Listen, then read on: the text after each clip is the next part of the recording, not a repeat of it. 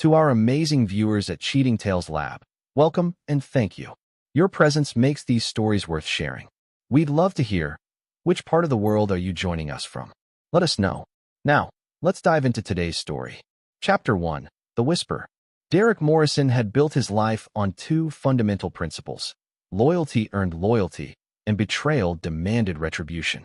At 42, he commanded respect in every room he entered. 6 feet of controlled power wrapped in expensive suits, with steel gray eyes that could read a person's intentions before they knew them themselves. His success in commercial real estate had come not from inherited wealth or lucky breaks, but from an ability to identify weakness and exploit it ruthlessly. The afternoon sun streamed through the windows of his home office, illuminating spreadsheets and contracts that represented millions in ongoing deals. Derek prided himself on controlling every variable, anticipating every possibility, which made what happened next all the more devastating. Tyler, his 6-year-old son, slipped into the office with the quiet stealth only children possessed when they sensed danger. The boy's usually bright eyes were wide with something Derek had never seen there before: fear. Without a word, Tyler closed the door with careful precision and approached his father's desk. "Dad," Tyler whispered, his small voice barely audible. "Under the desk. Don't make a sound." Something in his son's tone triggered every instinct Derek had honed through years of high-stakes negotiations. This wasn't a game.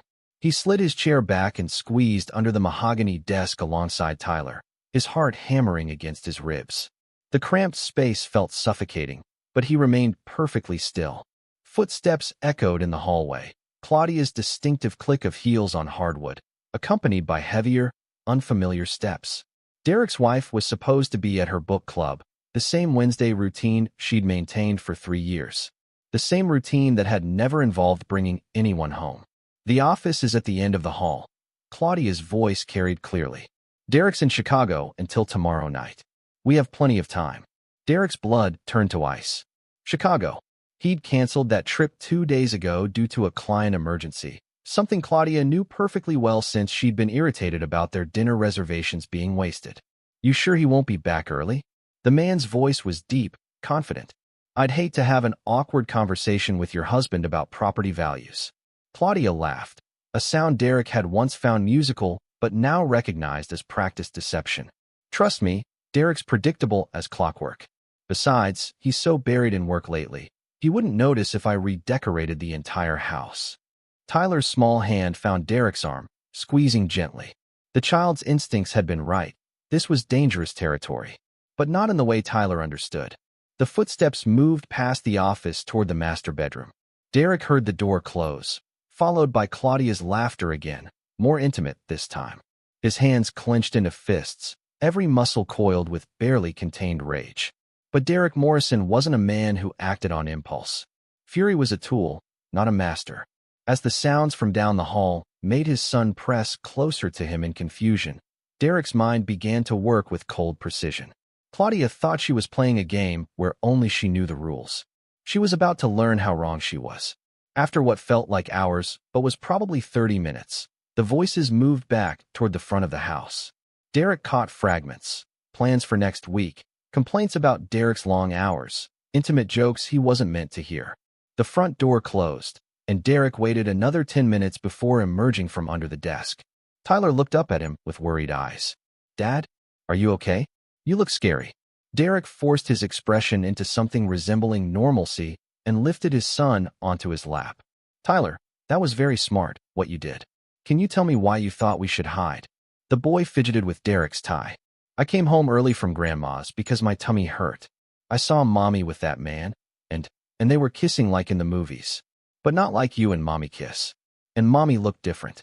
Like when she's pretending to like my drawings, but doesn't really." Even at 6, Tyler could read people better than most adults. Derek felt a surge of pride mixed with bitter irony. His son had inherited his ability to see through deception, which meant Tyler would never be naive enough to trust blindly. It was a harsh gift for a child, but perhaps a necessary one. "Did Mommy see you?" Derek asked carefully. Tyler shook his head. "I hid by the stairs first. That's when I heard them coming up here. I knew you were working, so I came to tell you." Derek hugged his son close, his mind already spinning possibilities. Claudia had been careful, but not careful enough. She'd underestimated her audience, both her husband and her son. It was a mistake that would cost her everything.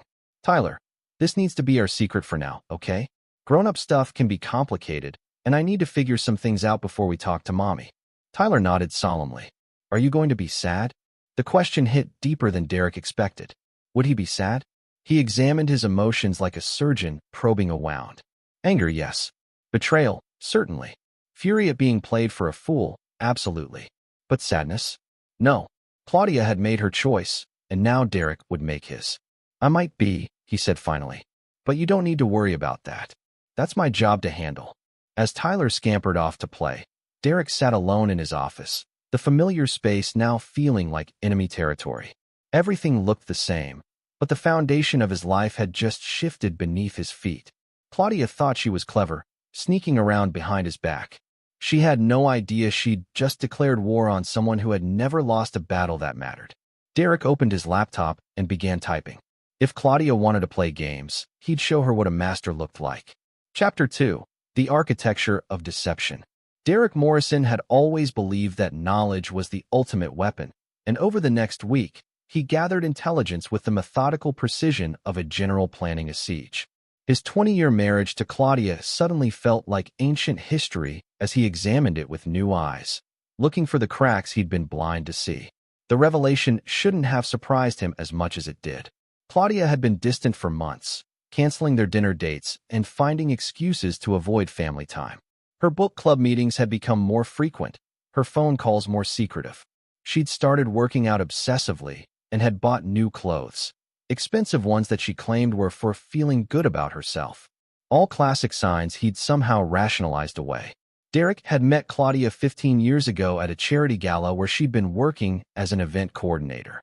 She was stunning, blonde, blue-eyed, with a smile that could light up a room and a laugh that drew people like moths to flame. She'd seemed genuinely impressed by his success, hanging on his words as he described his latest property acquisitions. Within 6 months, they were married. Looking back now, Derek wondered if he'd ever really known her or if he'd simply fallen in love with the image she projected. Claudia had always been skilled at being what people wanted her to be. The perfect wife at business dinners, the devoted mother at school events, the sophisticated woman at social gatherings. Perhaps her affair was just another performance, another role she'd decided to play. The man she'd brought home was easier to identify than Derek had expected. A few discreet inquiries at Claudia's gym, where she'd recently started spending more time, led him to Brian Hutchinson.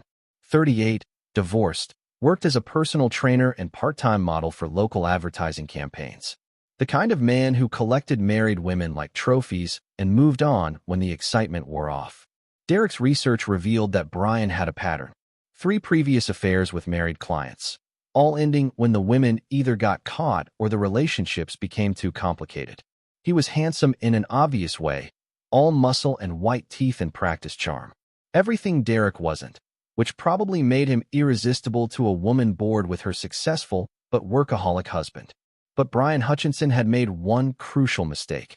He'd chosen the wrong man's wife. Derek spent his days maintaining his normal routine while his evenings were devoted to surveillance. He hired a private investigator, Marcus Webb, a former police detective with a reputation for discretion and thoroughness. Within 72 hours, Marcus had provided Derek with a detailed timeline of the affair. It had been going on for 4 months.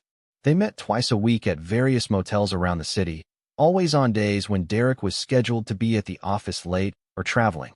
Claudia had even used Derek's business trips as opportunities for overnight encounters, claiming she was visiting her sister in Portland while actually spending weekends with Brian in luxury hotels. The financial records told their own story. Claudia had been using their joint credit card for expenses she thought Derek wouldn't notice. Expensive dinners, hotel rooms, even gifts for Brian. She'd been sloppy, confident in Derek's trust and his habit of leaving household financial management to her. Most damning of all were the text messages Marcus had managed to retrieve. Claudia's phone records revealed hundreds of messages between her and Brian, filled with intimate details about their relationship and cruel jokes about Derek's obliviousness. One message in particular burned itself into Derek's memory. He's so focused on his deals, he wouldn't notice if I moved Brian into the guest room. Sometimes I think he loves those contracts more than he loves me. The bitter irony was that Claudia might have been right. Derek had thrown himself into work with increasing intensity over the past year, partly to provide for his family, but also to avoid dealing with the growing distance in their marriage. He'd assumed it was a temporary rough patch, something that would resolve itself once he closed the Henderson development deal or finished the Morrison Plaza project. Instead, his absence had created the perfect opportunity for betrayal. As Derek studied the evidence, a cold clarity settled over him. This wasn't a momentary lapse in judgment or a midlife crisis. This was calculated deception, carried out with careful planning and complete disregard for their family. Claudia had made her choice deliberately, repeatedly, over months.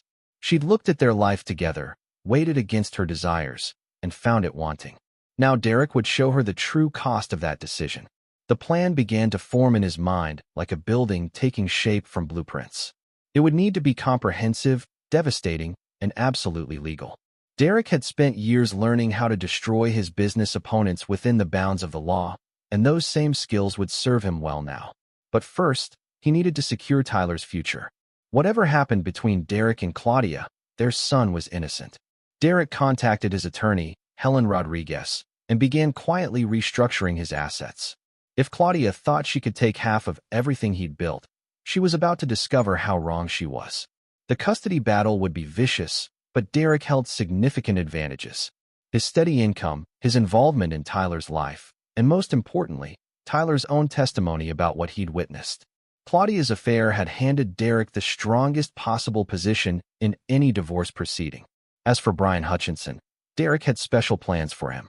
The man thought he was playing a simple game: seduce a wealthy man's wife, enjoy the perks, and move on when things got complicated. Brian had no idea he'd stepped into a trap that Derek was only beginning to construct. By week's end, Derek had assembled a complete picture of his enemies and their weaknesses. Claudia's vanity, her need for social approval, her assumption that Derek would be a passive victim. Brian's pattern of predatory behavior, his financial instability, his dependence on his reputation to maintain his business. They'd given Derek everything he needed to destroy them both. On Friday evening, as Claudia prepared for another book club meeting, Derek watched her apply makeup with new eyes. She was beautiful, he had to admit. But beauty without loyalty was just an attractive shell hiding a rotten core. "Have fun tonight," he said, kissing her cheek with practiced affection. "Oh, you know how it is," Claudia replied, avoiding his eyes. "Just discussing the latest romance novel. Nothing exciting." Derek smiled genuinely for the first time in days. "I'm sure it's more interesting than you think."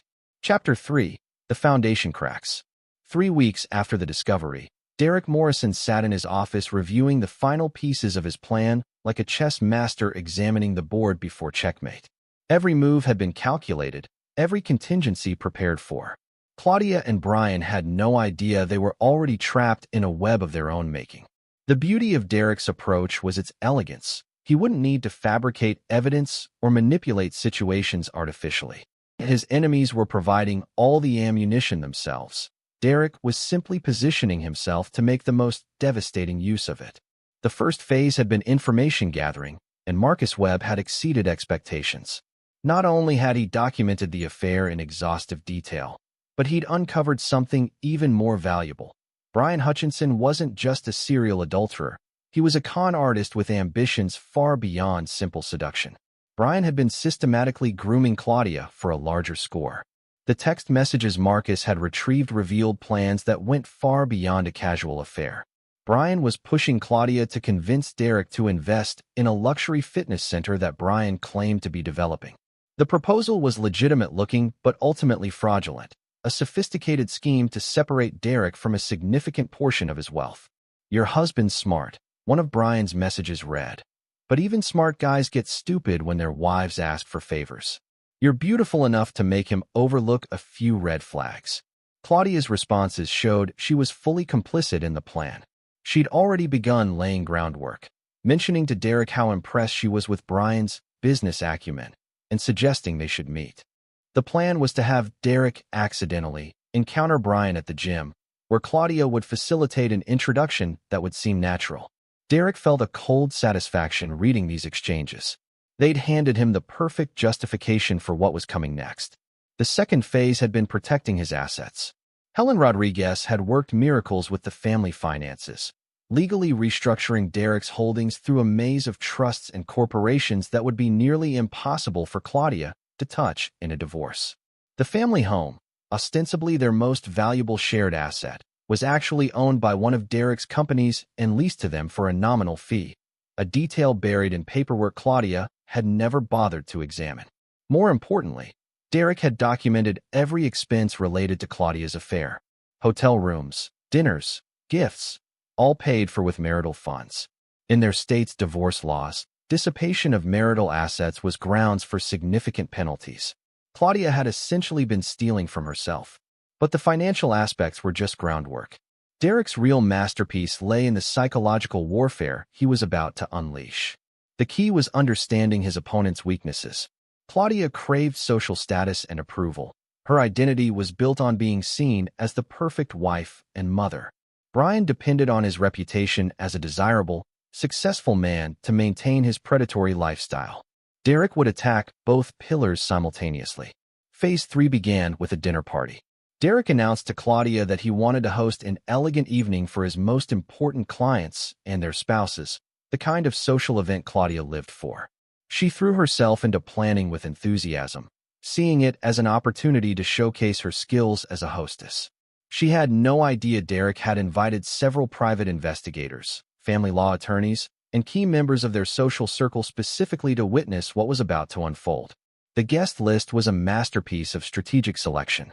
Derek included the wives of his business partners, women who formed the core of their social group's gossip network. He invited the headmaster of Tyler's private school and several prominent members of their country club. Each person had been chosen for maximum impact when the truth came to light. Claudia suspected nothing. She spent days preparing, hiring caterers and florists, selecting the perfect dress, calling her hairdresser.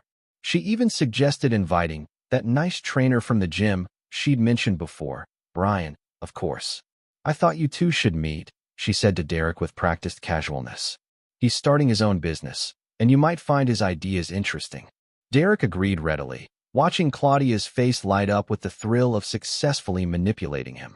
She had no idea she was walking into an execution. The night of the party, Derek positioned himself perfectly. He'd arranged for Marcus Webb to be working as part of the catering staff, equipped with recording devices and positioned to capture everything that happened. Legal in their state, with proper disclosure buried in the catering contract Claudia had signed without reading. Claudia was radiant that evening, playing her role as the perfect hostess with theatrical precision. She moved through the crowd with practiced grace, accepting compliments on her appearance and the party's elegance. When Brian arrived, she introduced him to Derek with just the right amount of enthusiasm, enough to seem helpful, not enough to appear suspicious. Brian played his part well too, presenting himself as a successful entrepreneur with plans for expanding into high-end fitness centers. He was charming, articulate, and just humble enough to seem authentic. Under different circumstances, Derek might have been impressed by the performance. But Derek had spent 20 years reading people, and he could see the calculation behind Brian's smile, the practiced way he touched Claudia's arm when he thought no one was looking, the subtle signals they exchanged across the room. As the evening progressed, Derek began to plant seeds. Casual comments to the other wives about how much time Claudia had been spending at the gym. Offhand remarks about marriage being built on trust and honesty. Seemingly innocent observations about how people weren't always what they appeared to be. The other guests, unaware they were part of a larger performance, responded exactly as Derek had predicted. They began to watch Claudia and Brian more closely, noting the familiarity between them, the way they seemed to anticipate each other's movements. By the end of the evening, several people had begun to suspect something, though they couldn't quite identify what. Derek had created the perfect foundation for what was coming next, a room full of witnesses who would remember this night when the truth finally emerged. As the last guest departed, Claudia glowed with satisfaction. "That went perfectly," she said, kicking off her heels. "Everyone was so impressed, and I think you and Brian really hit it off." Derek nodded thoughtfully. "He's certainly interesting. We should definitely explore some business opportunities together." Claudia's smile was triumphant. She thought she'd successfully manipulated Derek into her and Brian's trap. Instead, she'd just lit the fuse on her own destruction. Derek excused himself to his office, ostensibly to review some contracts, but actually to review the footage Marcus had captured. Every interaction between Claudia and Brian was documented in perfect detail. The lingering touches, the whispered conversations, the way they coordinated their movements like dancers following a familiar routine. More importantly, Derek had captured Brian's pitch on video. The fraudulent business proposal was now documented evidence, complete with witnesses who could testify to the circumstances. When Derek was ready to move, he'd have everything needed to pursue criminal charges against Brian for attempted fraud. As Derek sat in his office, studying the evidence of his wife's betrayal one final time before moving to the next phase, he felt no sadness, no regret. Claudia and Brian had made their choices. They'd chosen deception over honesty, greed over loyalty, immediate gratification over long-term consequences. Now Derek would show them what those choices really cost. The trap was set. Tomorrow, he would begin springing it. Chapter 4. The Snare Tightens. Derek Morrison had always believed that the most effective traps were the ones that convinced the prey to walk into them willingly. Over the following week, he began implementing the next phase of his plan with the patience of a master strategist who knew that timing was everything. The key was making Claudia and Brian believe they were winning. Derek started by expressing newfound interest in Brian's fitness center proposal. He arranged a meeting at his office, ostensibly to discuss investment opportunities, but actually to gather more evidence of the fraud. Brian arrived dressed in an expensive suit that probably represented a significant portion of his income, armed with glossy brochures and financial projections that looked impressive to the untrained eye. The luxury fitness market is exploding, Brian explained, spreading documents across Derek's conference table. High-net-worth individuals are willing to pay premium prices for exclusive experiences. We're talking about a membership fee of $50,000 per year, with a waiting list that ensures prestige. Derek played his role perfectly, asking probing questions that allowed Brian to elaborate on the fraudulent scheme. The business plan was sophisticated. Property leases that didn't exist, equipment purchases from companies that were shells, operating projections based on completely fabricated market research. Brian had clearly done this before.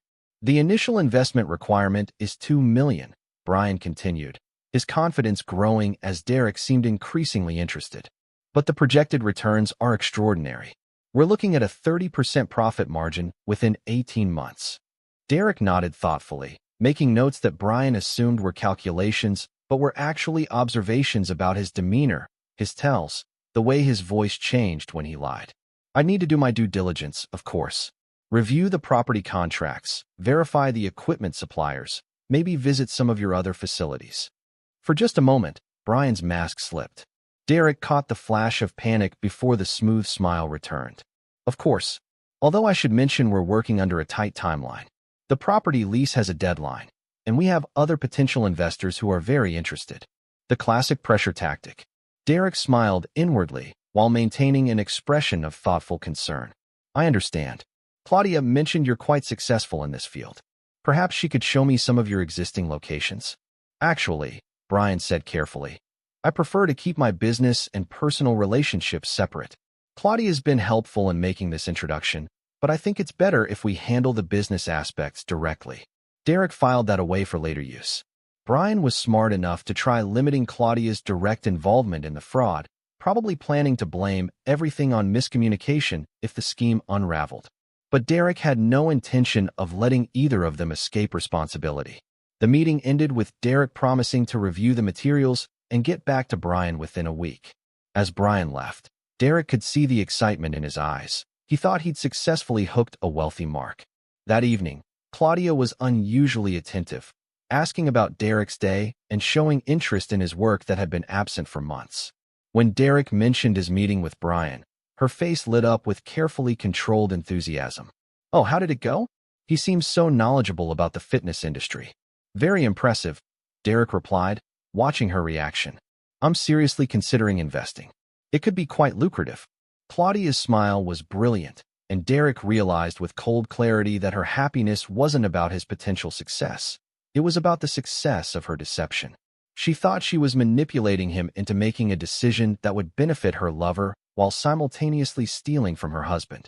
Over the next few days, Derek implemented the psychological component of his plan. He began appearing at the gym where Claudia and Brian typically met, establishing a routine that made their clandestine encounters increasingly difficult. He hired a different personal trainer and made a point of mentioning his new workout schedule to Claudia. The effect was immediate. Claudia became visibly stressed, making excuses to avoid the gym or finding reasons to change her schedule. Derek could see her growing paranoia in the way she checked her phone constantly, the tension in her shoulders, the forced brightness of her smile. Brian, meanwhile, was dealing with his own pressure. Derek had begun making inquiries about Brian's business references, ostensibly as part of his due diligence, but with the real goal of alerting Brian's previous victims to his presence in the city. 3 women had already contacted Derek, sharing stories of investment scams and emotional manipulation that painted a clear picture of Brian's methods. But Derek's masterstroke came when he arranged for Tyler to spend more time at home. Derek began working from his home office more frequently, creating an environment where Claudia and Brian could never be certain of their privacy. Tyler, still keeping their secret, would often appear at unexpected moments, his presence a constant reminder of the risk Claudia was taking. The stress began to show in Claudia's behavior. She became snappish with Tyler, impatient with Derek, and increasingly careless about maintaining her facade. She started drinking more wine at dinner, staying up late on her phone, and making excuses to leave the house that became increasingly transparent. Derek documented everything.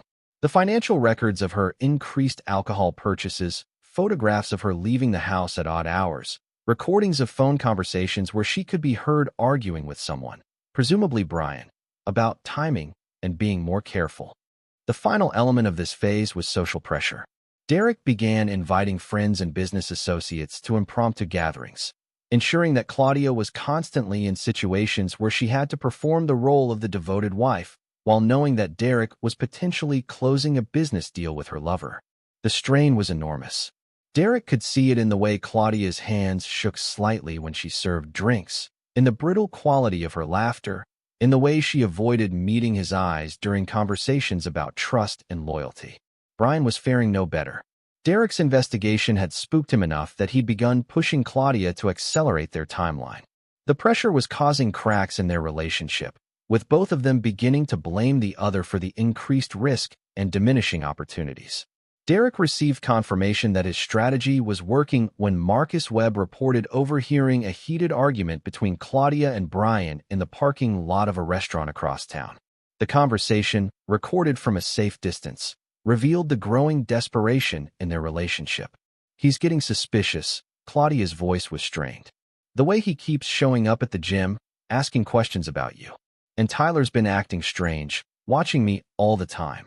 "You're being paranoid," Brian replied, but his voice lacked conviction. "He's a businessman. This is how they operate. They investigate before they invest." $2 million, Brian. "If we get caught before he transfers the money." "We won't get caught. You just need to keep playing the perfect wife for a few more weeks. Once the money's transferred, we can disappear together. Start fresh somewhere he'll never find us." Derek listened to the recording with grim satisfaction. They were planning to steal his money and abandon Tyler. Whatever sympathy he might have felt for Claudia as a woman trapped in an unhappy marriage evaporated completely. She was willing to destroy their son's life for money and a man who collected married women like trophies. That conversation sealed their fate. Derek had been considering various levels of punishment, different degrees of exposure and consequence. But learning that Claudia was prepared to abandon Tyler removed any possibility of mercy. Phase 4 would be devastating, and Derek would feel no guilt about what was coming next. As he sat in his office that night, reviewing the evidence that would destroy 2 lives, Derek felt the cold satisfaction of a man who had built an unassailable case. Claudia and Brian had provided him with everything he needed: evidence of adultery, attempted fraud, conspiracy to steal marital assets, and plans to abandon a minor child. They thought they were close to victory. Instead, they were about to discover what defeat looked like when inflicted by someone who understood that mercy was a luxury reserved for those who showed loyalty. The trap was about to spring, and Derek Morrison never left his enemies wounded. He left them destroyed. Chapter 5. The Deception Deepens. Derek Morrison understood that the most devastating battles were won not through single decisive strikes, but through systematic dismantling of the enemy's position until collapse became inevitable. As October progressed, he orchestrated a symphony of psychological pressure that pushed Claudia and Brian toward increasingly desperate measures. The genius of Derek's approach lay in its invisibility. To outside observers, he appeared to be the same devoted husband and father he'd always been, perhaps even more attentive than usual. But every gesture of affection toward Claudia was calculated, every family activity designed to increase her guilt and paranoia, every business discussion with Brian crafted to deepen the fraudulent investment scheme. Derek began hosting weekly family dinners, inviting his parents and Claudia's sister Rebecca to join them. The gatherings served multiple purposes. They demonstrated Derek's commitment to family values for the eventual custody battle. They prevented Claudia from meeting Brian during peak evening hours, and they created opportunities for Derek to plant seeds of doubt about Claudia's behavior in the minds of people who mattered. Claudia seems tired lately, Derek mentioned to Rebecca during one such dinner, his voice carefully laced with concern. She's been working out so much, staying out late with that book club. I worry she's pushing herself too hard. Rebecca, who had always been protective of her younger sister, began watching Claudia more closely. She noticed the tension, the way Claudia jumped when her phone buzzed, the forced quality of her interactions with Derek and Tyler. When Rebecca tried to discuss it privately with Claudia, she was met with defensive anger that only increased her suspicions. Meanwhile, Derek continued his elaborate courtship of Brian's investment proposal. He arranged for increasingly detailed meetings, bringing in his financial advisor and attorney to review the materials. Each meeting required Brian to elaborate further on his fraudulent scheme, creating a more detailed paper trail of criminal intent. Brian's desperation was becoming visible. The timeline for the investment was slipping, and Derek's thorough due diligence was making it impossible for Brian to maintain his facade indefinitely. During their third major meeting, Derek noticed sweat beading on Brian's forehead despite the cool October weather.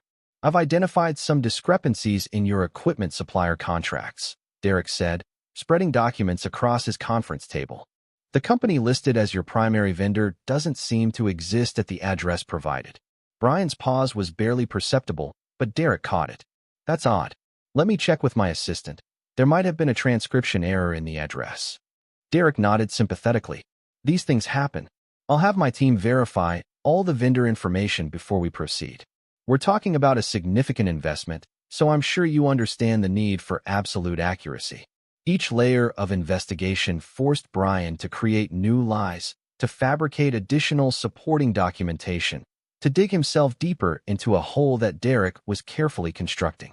The beauty was that Brian couldn't back out without losing his chance at the money, but he couldn't proceed without exposing himself to additional criminal liability. The pressure was affecting Brian's relationship with Claudia as well. Their meetings became arguments about risk and timing, with each blaming the other for the complications. Derek learned about these conflicts through Marcus Webb's surveillance, which had expanded to include audio recording of their encounters at various motels around the city. The recordings revealed the ugly truth about their relationship. Brian was openly contemptuous of Claudia when they were alone, calling her needy and paranoid, and expressing frustration with her emotional demands.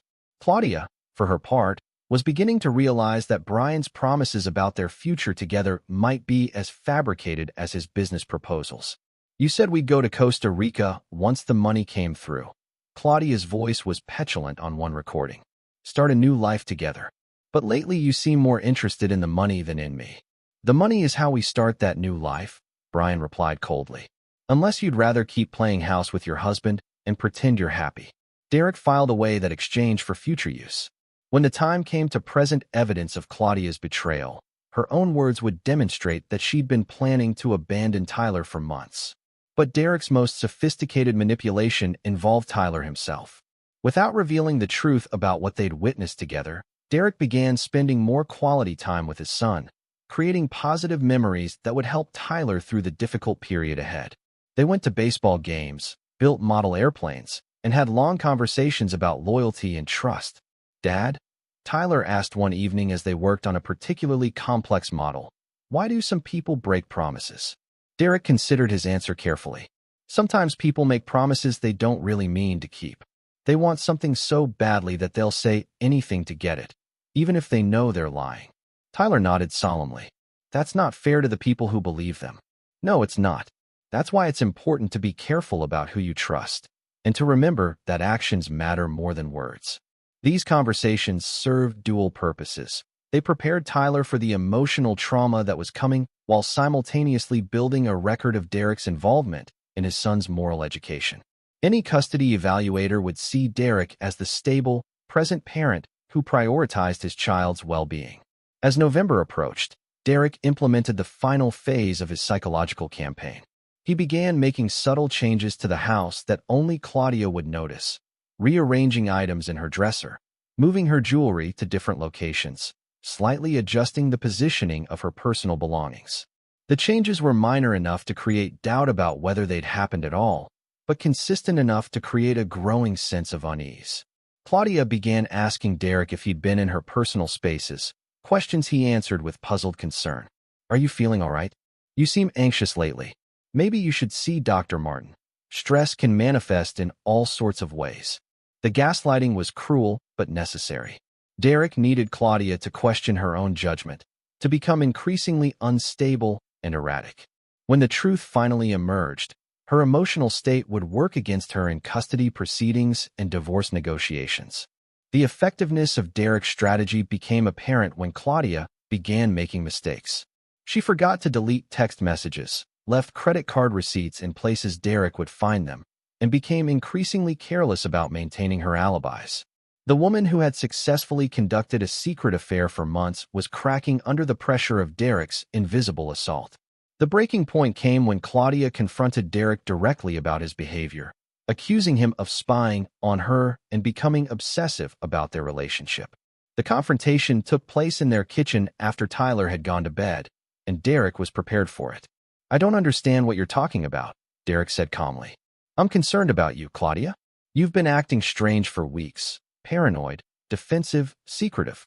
That's not like you. I'm not paranoid. Claudia's voice rose dangerously. You've been watching me, following me, checking up on me constantly.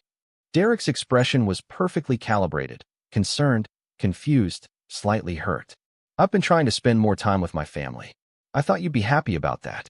But if my presence is making you uncomfortable, maybe we should talk to someone together. The suggestion of couples therapy sent Claudia into a panic. She couldn't risk exposing their relationship to professional scrutiny when she was hiding such a massive deception. Her refusal to consider therapy would later be used as evidence of her unwillingness to work on their marriage. As Claudia stormed out of the kitchen, Derek felt the cold satisfaction of a master strategist who had successfully manipulated his opponent into making exactly the wrong move. Her emotional outburst had been witnessed by Tyler, who emerged from his room to ask if everything was okay.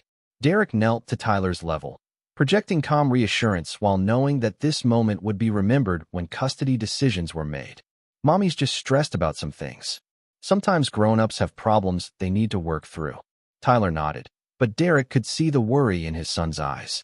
The child was beginning to understand that his family was in danger, even if he didn't fully comprehend the threat. That night, as Derek reviewed his recordings and documents, he felt the grim satisfaction of someone who had built an unassailable case.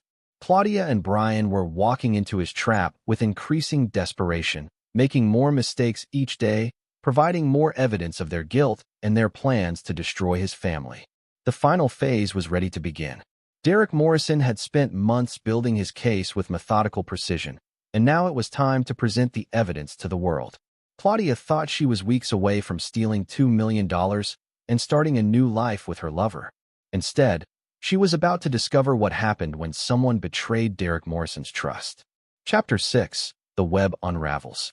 Derek Morrison had learned long ago that the most effective revelations came not from dramatic confrontations, but from allowing the truth to emerge naturally, like water finding cracks in a foundation. As November deepened into winter, he began the delicate process of positioning all the pieces for maximum devastation while maintaining his facade of ignorant husband and potential investor. The key was timing. Derek needed Brian to commit fully to the fraudulent investment before exposing the affair, ensuring maximum criminal liability while simultaneously destroying Claudia's position in their divorce. He also needed to ensure that Tyler was protected from the worst of the fallout, which meant careful coordination with child services and family court officials. Derek's first move was seemingly innocuous. He announced to Claudia that he'd decided to proceed with Brian's investment proposal and would be transferring the $2 million by the end of November. The effect on Claudia was electric. She lit up with excitement that she tried desperately to hide, suddenly becoming more affectionate than she'd been in months. "That's wonderful, darling," she said, actually kissing him spontaneously.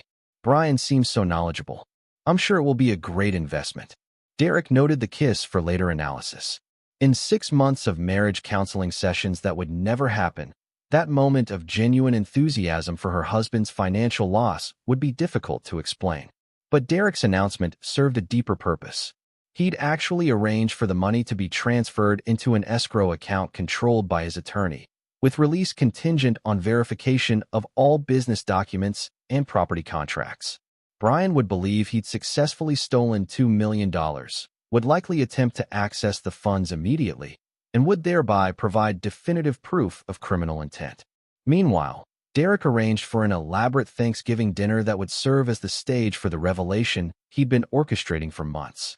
He invited both extended families, several close friends, and, at Claudia's enthusiastic suggestion, Brian himself.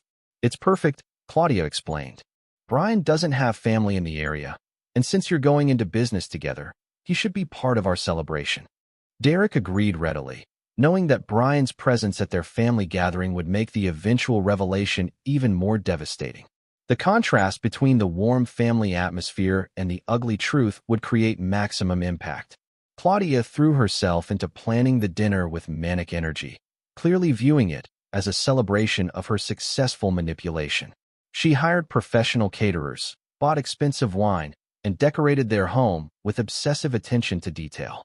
Derek watched her preparations with cold fascination, knowing that she was essentially decorating for her own destruction. 3 days before Thanksgiving, Derek received the call he'd been waiting for. Brian had attempted to access the escrowed funds, providing bank routing information and demanding immediate transfer. When Derek's attorney explained that the money was contingent on document verification, Brian became increasingly agitated, eventually threatening legal action if the funds weren't released immediately. The recorded phone conversation was perfect evidence of criminal intent.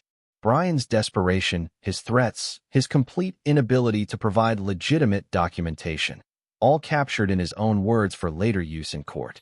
But Derek wasn't finished. He arranged a final meeting with Brian ostensibly to resolve the documentation issues, but actually to gather the last pieces of evidence he needed. The meeting took place in Derek's office, with hidden cameras recording every word. "I'm concerned about these discrepancies," Derek said, spreading fabricated documents across his desk. "My attorney found several irregularities that need to be addressed before we can release the funds." Brian's mask finally slipped completely. "What kind of irregularities?" "Everything was verified before we signed the initial agreement." "Well, for instance, the property ownership documents don't match the county records. And these equipment invoices, the serial numbers don't exist in the manufacturer's database." Derek watched Brian's face cycle through confusion, anger, and finally desperate calculation. The man was realizing that his carefully constructed fraud was unraveling, but he'd committed so deeply that backing out would be almost as damaging as being exposed. "There must be some mistake," Brian said finally. "Let me contact my associates and get updated documentation." Derek nodded sympathetically. "Of course. But I should mention that my attorney has suggested involving the authorities if we can't resolve these issues. Investment fraud is a serious matter, and he wants to protect both of us from any potential liability." The threat hit Brian like a physical blow. Derek could see the exact moment when Brian realized he'd been played, when the confident predator understood that he'd become prey. But by then it was too late. Brian had already committed multiple felonies, and Derek had every conversation, every document, every criminal act documented in exquisite detail. The meeting ended with Brian promising to provide clarification by Thanksgiving Day, a promise they both knew he couldn't keep. That evening, Derek observed Claudia's behavior with clinical interest. She was clearly communicating with Brian about the meeting, her face cycling through worry, anger, and desperate planning. Derek could see her struggling with the realization that their scheme might be failing, but unable to abandon it without losing everything she'd invested in the relationship. The stress was destroying her ability to maintain her facade. She snapped at Tyler over trivial issues, drank too much wine at dinner, and spent hours on her phone having whispered conversations that she thought Derek couldn't hear. Derek documented everything, building a comprehensive picture of a woman whose priorities had become completely distorted. Her behavior toward Tyler alone would be damaging in custody proceedings.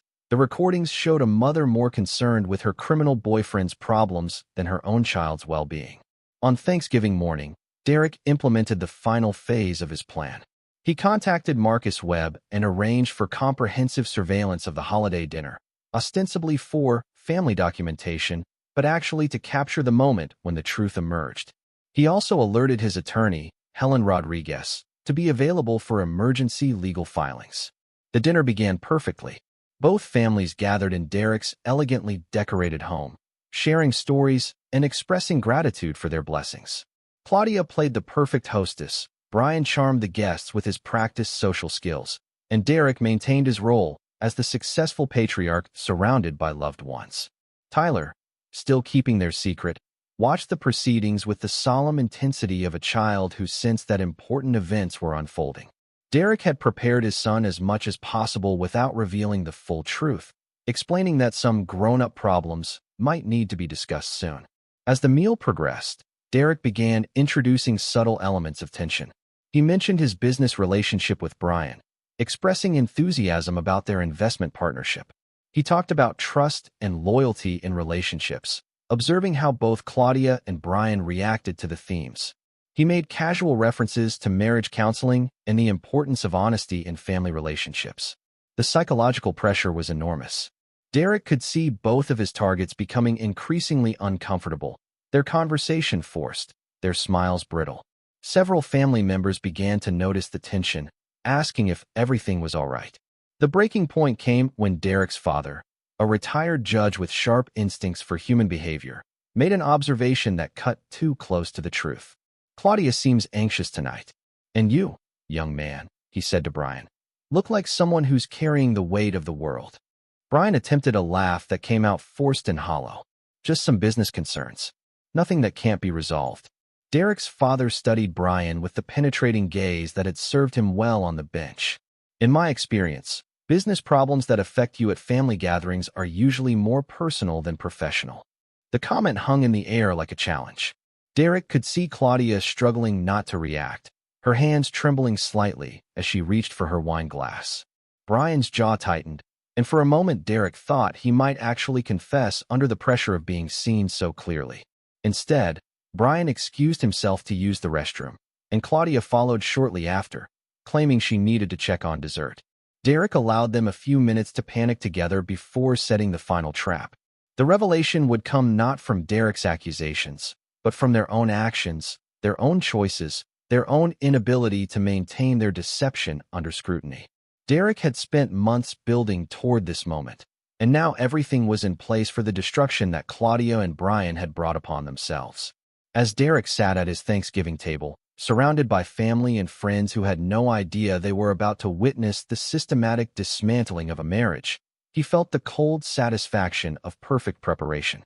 Claudia and Brian thought they were minutes away from salvaging their scheme and their relationship. Instead, they were about to discover that Derek Morrison never forgave betrayal and never left his enemies standing. Chapter 7. The Reckoning. Derek Morrison had always believed that justice delayed was justice denied, and as his Thanksgiving dinner reached its crescendo, he prepared to deliver a verdict that had been months in the making. The dining room was filled with the warm sounds of family conversation, but Derek could feel the undercurrent of tension radiating from Claudia and Brian like heat from a fire.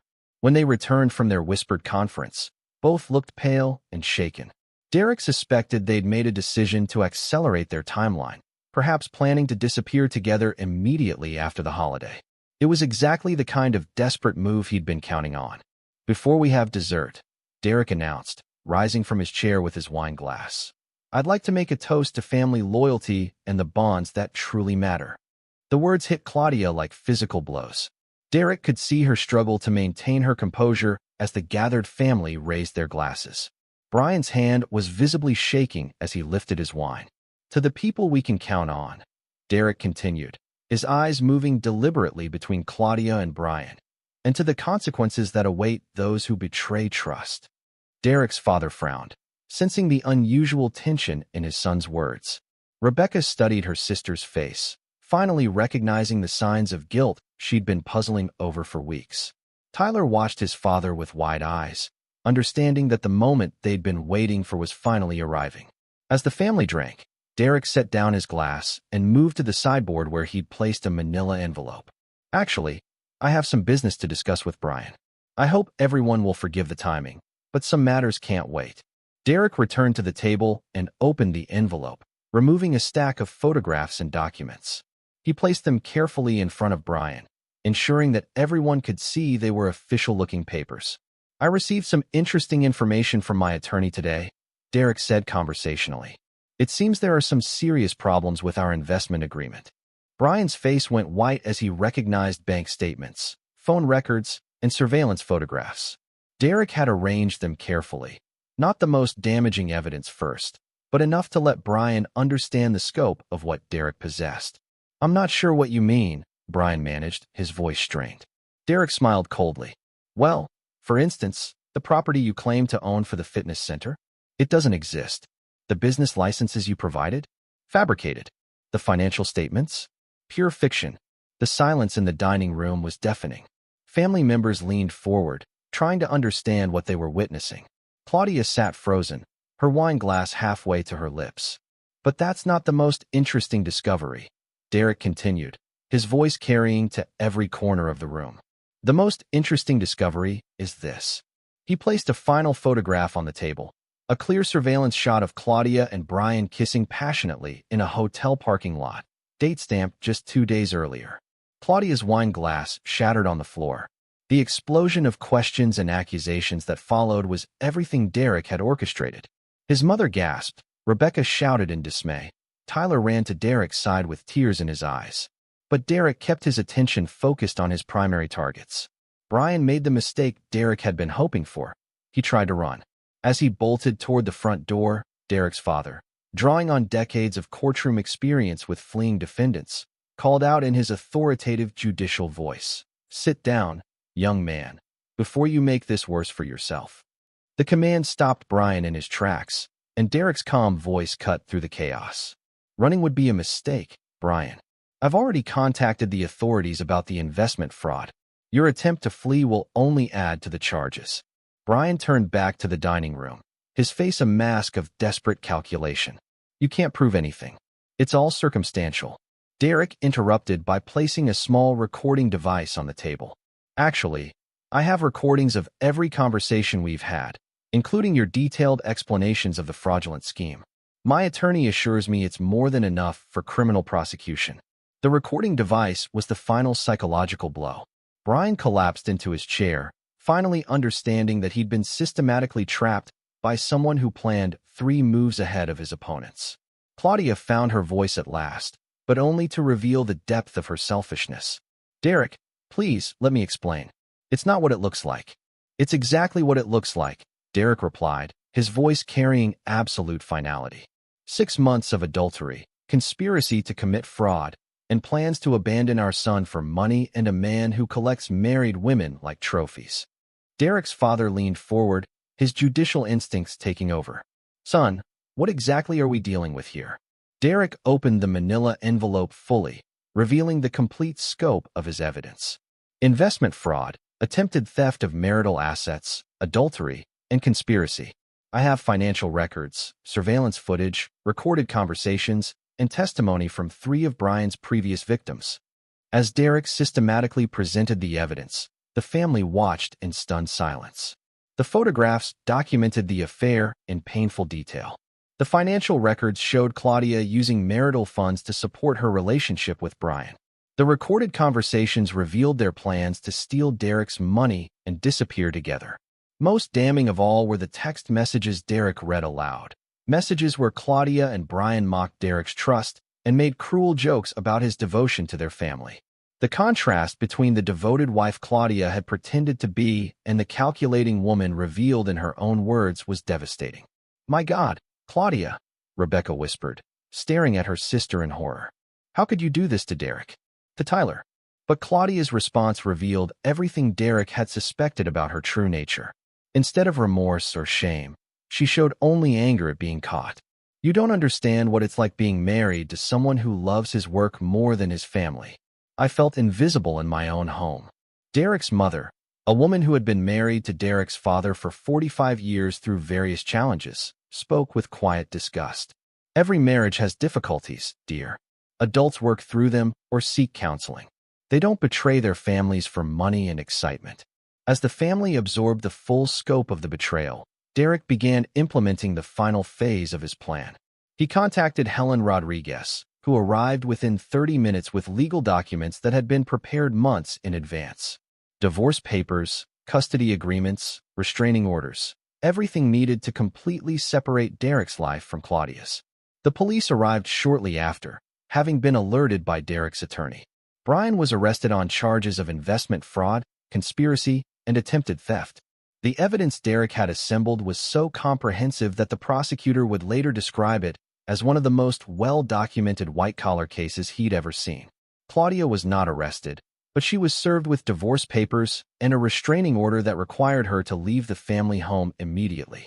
Her access to their joint accounts was frozen, and her ability to see Tyler was restricted to supervised visitation pending a full custody evaluation. As the police led Brian away in handcuffs, he made one final attempt to shift blame. "She came to me. She initiated everything. I was just..." Derek cut him off with a look of pure contempt. "You were a predator who chose the wrong victim. Every choice you made led to this moment."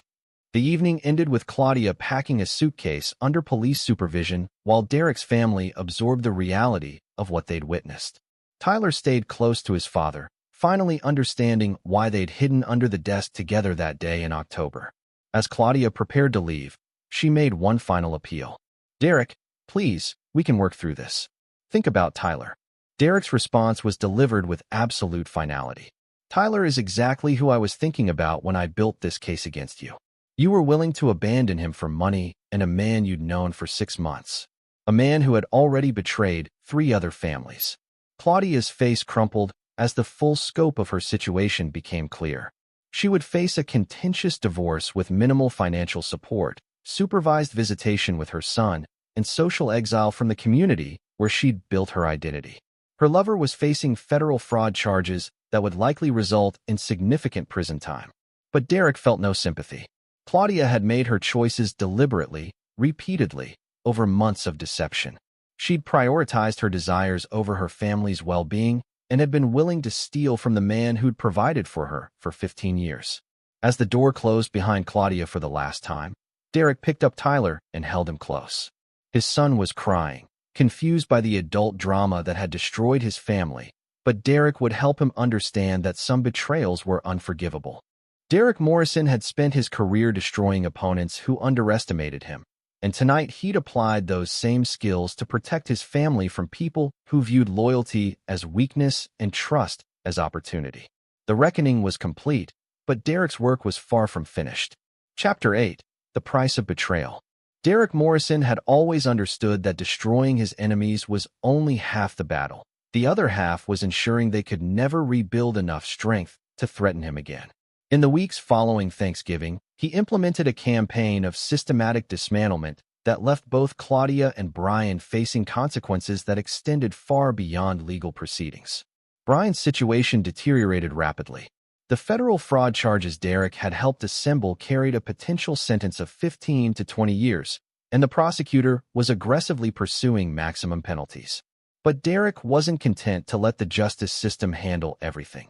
He used his extensive business network to ensure that Brian's reputation was destroyed in every relevant market.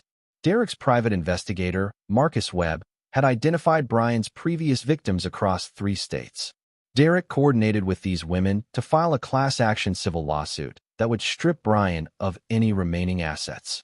More importantly, Derek ensured that local news outlets received detailed information about Brian's pattern of targeting married women for elaborate fraud schemes. The media coverage was devastating. Brian's photograph appeared in newspapers and television reports as the face of romance fraud, a predator who seduced married women as part of elaborate investment scams. The publicity made it impossible for Brian to work in the fitness industry or any field requiring client trust. But Derek's most effective weapon against Brian was psychological. Through carefully orchestrated leaks, Derek ensured that Brian learned about every aspect of Derek's planning. How he'd been manipulated from their first meeting, how every conversation had been recorded, how Derek had played Brian's arrogance against him. The knowledge that he'd been outsmarted by someone he'd considered an easy mark was destroying Brian's self-image as thoroughly as the legal proceedings were destroying his freedom. Claudia's destruction was more subtle but equally comprehensive. Derek had spent years building their social network, and he used every connection to ensure that Claudia's behavior became common knowledge throughout their community. The story of her affair and fraud conspiracy spread through their country club, Tyler's school, and their professional circles with the efficiency of a wildfire. The financial aspects of the divorce were particularly brutal. Derek's careful restructuring of their assets meant that Claudia discovered most of their apparent wealth was actually owned by Derek's corporations and trusts. The family home, the luxury cars, even many of her personal belongings were technically company property that Derek controlled completely. Claudia's attempt to claim half of Derek's business assets failed when her attorney discovered the legal ownership structures Derek had created. Her own adultery and the evidence of fraud conspiracy further weakened her position, and the prenuptial agreement she'd signed without careful review contained provisions that she'd forgotten about. The custody battle was equally one-sided. Tyler's testimony about discovering the affair, combined with recordings of Claudia prioritizing her relationship with Brian over her son's well-being, created an overwhelming case for Derek's sole custody. The court-appointed psychologist found that Claudia showed narcissistic tendencies and poor judgment regarding her child's emotional needs. Derek's most devastating attack on Claudia was exposing her true nature to the people whose opinions she valued most. Her sister Rebecca publicly distanced herself from Claudia after learning about the planned abandonment of Tyler. Claudia's parents, prominent members of their church community, were horrified by the evidence of their daughter's deception and fraud conspiracy. The social isolation was crushing for someone who had built her identity around being admired and envied by others. Claudia found herself excluded from social events, dropped from charitable boards, and avoided by former friends who didn't want to be associated with scandal. But Derek's masterpiece was ensuring that Claudia understood exactly how thoroughly she'd been outmaneuvered.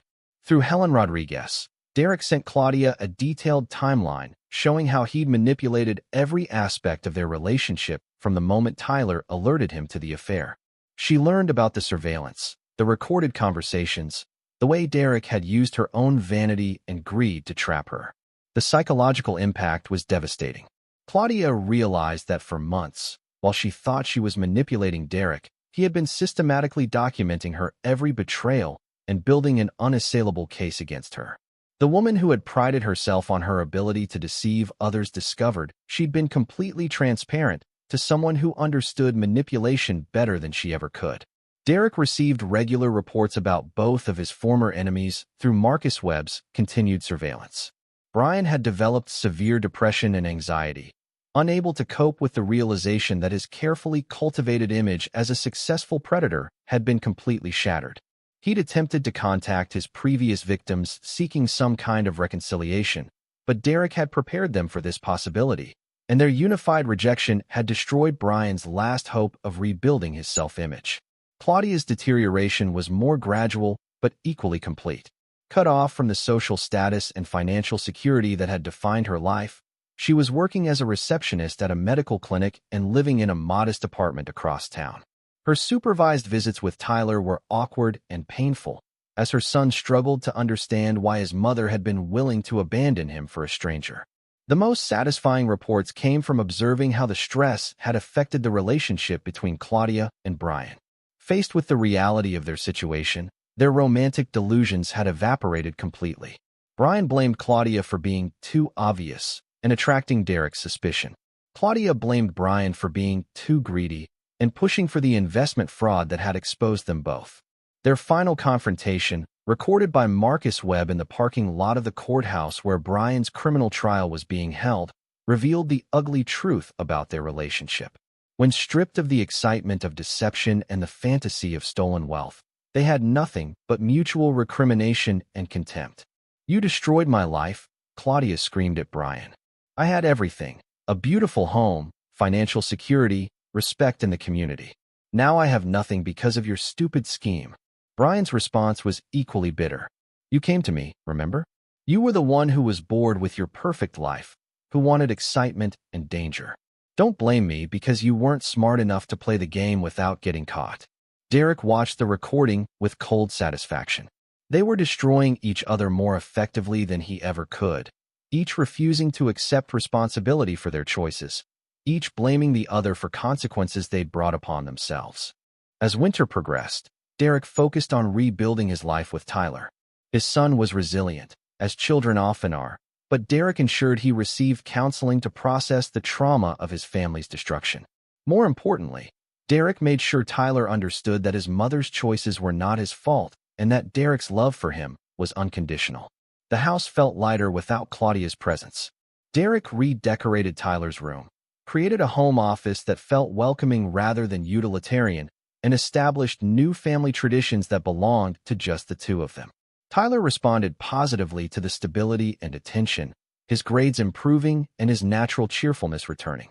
Derek also began to rebuild his social life, attending community events and professional gatherings where his handling of the situation had enhanced rather than damaged his reputation.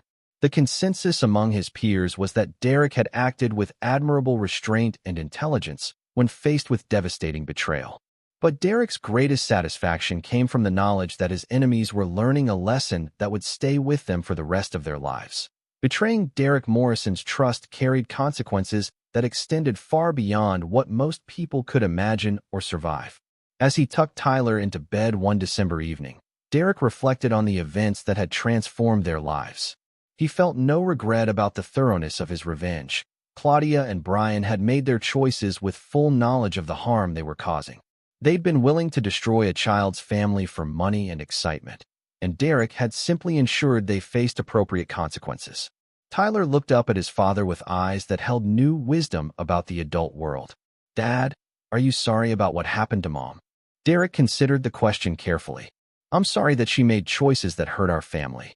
But I'm not sorry that we discovered the truth, and I'm not sorry that she has to live with the consequences of her actions." Tyler nodded, processing this adult concept with the seriousness of a child who had witnessed real consequences for real betrayals. "She could have chosen to be better." "Yes," Derek agreed. "She could have. That's what makes her choices unforgivable." As Derek turned off the lights and prepared for bed, he felt the deep satisfaction of a man who had protected what mattered most while ensuring that those who threatened his family would never be in a position to harm anyone else again. The price of betraying Derek Morrison was complete destruction, and both Claudia and Brian were learning that some debts could never be paid in full. Chapter 9: The Final Judgment. 6 months after that devastating Thanksgiving dinner, Derek Morrison stood in his home office reviewing the final reports on his former enemy's complete downfall, feeling the cold satisfaction of perfect justice executed with surgical precision. The spring morning light streaming through his windows illuminated documents that told the story of 2 lives systematically destroyed by their own choices and Derek's relentless pursuit of consequences. Brian Hutchinson had been sentenced to 18 years in federal prison after pleading guilty to multiple counts of fraud, conspiracy, and racketeering. The judge had specifically noted the predatory pattern of behavior targeting vulnerable married women and the sophisticated planning that endangered multiple families. Derek's comprehensive evidence had made conviction inevitable, and the prosecutor had used Derek's case as a model for pursuing similar crimes. But prison was only the beginning of Brian's punishment. The civil lawsuit coordinated by Derek had stripped Brian of every asset, leaving him with debts that would follow him long after his release. More devastating was the complete destruction of his identity as a successful predator. The prison system had a particular contempt for men who targeted women and children, and Brian's narcissistic personality was crumbling under the harsh reality of his new status. Derek's private investigator continued to monitor Brian through prison contacts, and the reports painted a picture of a broken man who spent his days in protective custody, paranoid and depressed, unable to maintain the charming facade that had been his primary weapon. The confident predator who had thought Derek would be an easy mark was now a fearful inmate counting down 18 years of consequences. Claudia's fate was more subtle but equally complete. The divorce had been finalized with terms that left her financially devastated and socially ruined. Derek's careful asset protection meant she received only minimal support, barely enough to maintain a modest lifestyle, while Derek kept everything he'd built during their marriage. The custody arrangement was particularly brutal. Derek had been awarded full custody, with Claudia receiving limited supervised visitation that required her to prove her stability and fitness as a parent. The psychological evaluations had painted a damning picture of a woman whose narcissistic tendencies made her fundamentally unsuitable for parenting responsibilities. But Derek's most effective weapon against Claudia had been social destruction. In their close-knit community, reputation was everything, and Derek had systematically ensured that everyone who mattered knew exactly what Claudia had done. She'd been forced to move across the state to find work, living under the shadow of her scandal wherever she went. The final reports showed Claudia working multiple part-time jobs to make ends meet, isolated from former friends and family, struggling with depression and anxiety as she confronted the reality of her choices. The woman who had once commanded respect and admiration was now a cautionary tale about the consequences of betraying family loyalty. Most importantly for Derek, Tyler was thriving. His son had responded well to counseling and was excelling in school, sports, and social activities. The stability of Derek's sole custody had provided Tyler with the security he needed to process his trauma and move forward.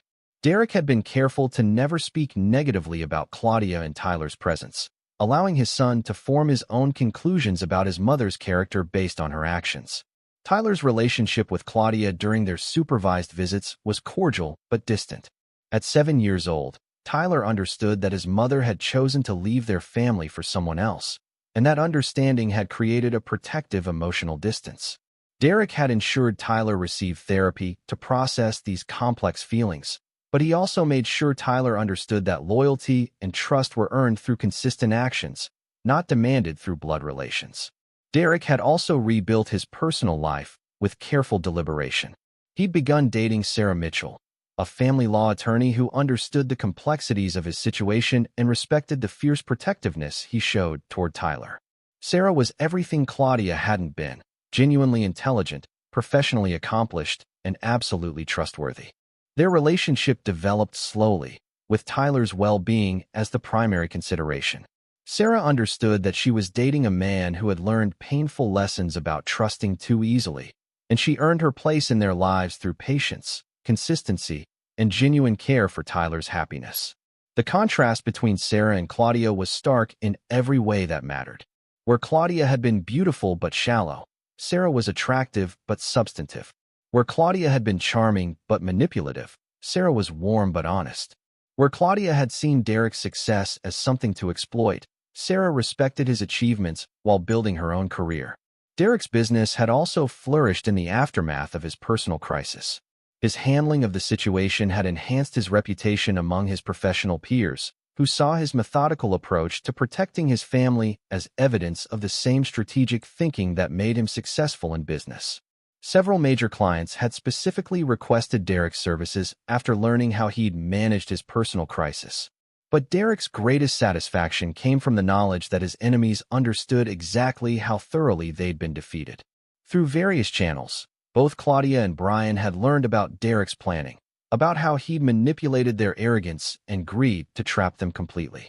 The knowledge that they'd been played by someone they'd considered an easy mark was destroying their self-image more effectively than any external punishment.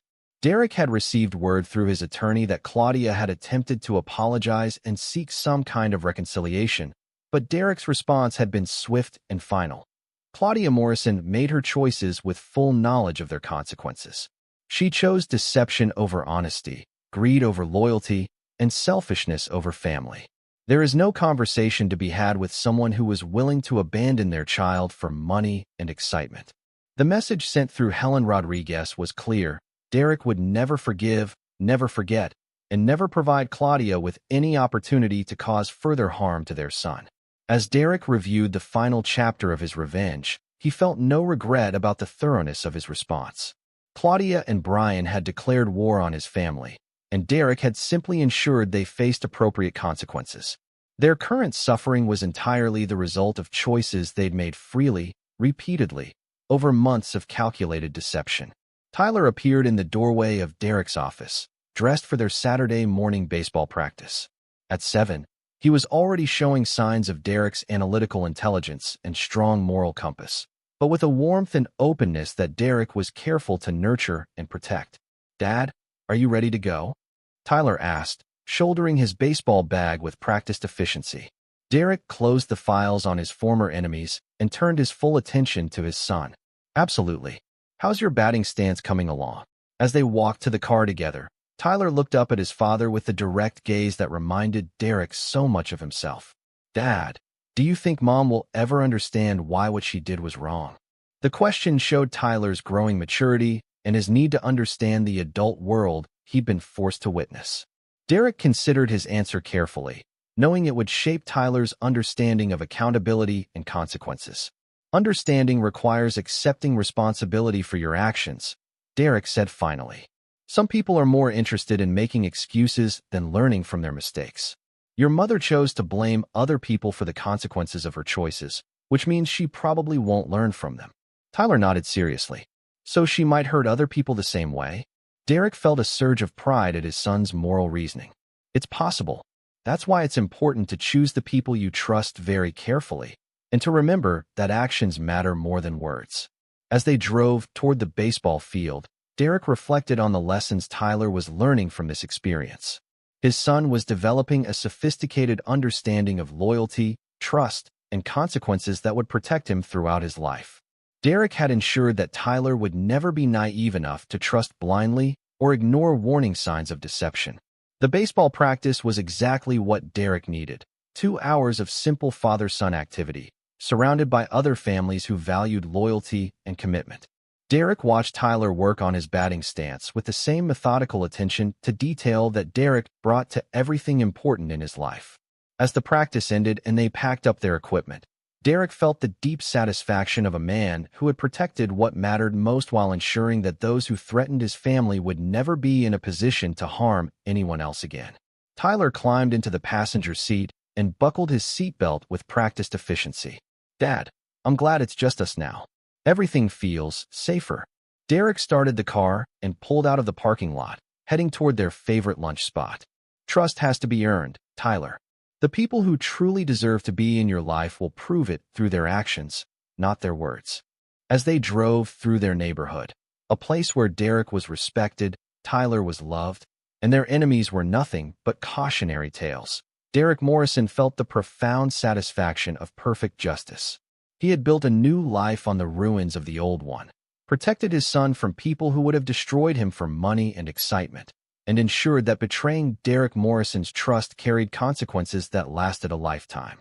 Claudia and Brian had learned that some men could not be manipulated, used, or betrayed without facing complete destruction.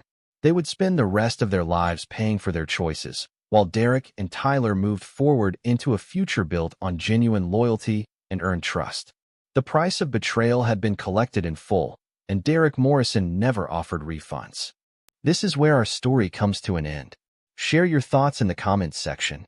Thanks for your time. If you enjoy this story, please subscribe to this channel. Click on the video you see on the screen, and I will see you there.